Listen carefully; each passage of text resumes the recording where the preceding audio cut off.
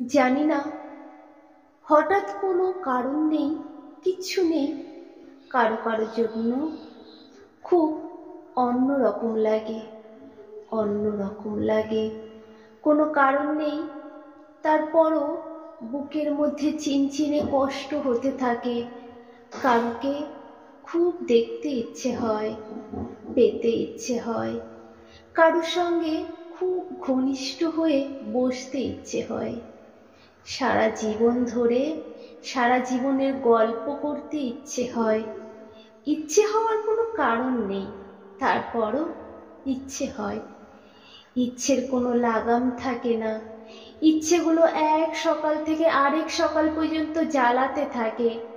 প্রতিদিন ইচ্ছেগুলো পূরণ হয় না, তারপরও ইচ্ছেগুলো রেশমের মতো পড়ে থাকে, আশায় আশায় থাকে, কষ্ট হতে থাকে। কষ্ট হওয়ার কোনো কারণ নেই, তারপরও হতে থাকে। সময়গুলো নষ্ট হতে থাকে। কারো কারো জন্য জানি না, জীবনের শেষ বয়সে এসেও সেই কিশোরীর মতো কেন অনুভব করি। কিশোরী বয়সেও যেমন লুকিয়ে রাখতে হতো ইচ্ছেগুলো, এখনো হয়।